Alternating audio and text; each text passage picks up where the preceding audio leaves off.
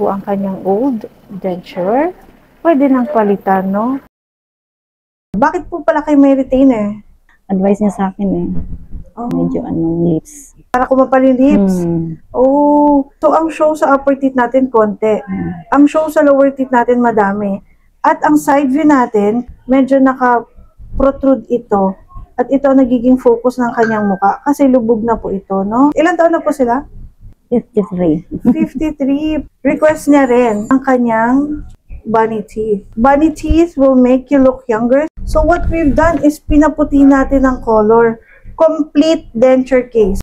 See the difference? The grayish area ng ating lumang denture to the new one with bunny teeth.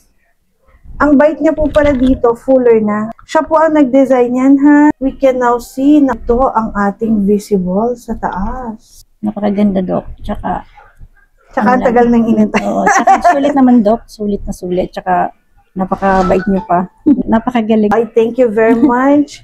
And tagasan po tayo? Bay sa Quezon City. Oh, Quezon City pala. Opo.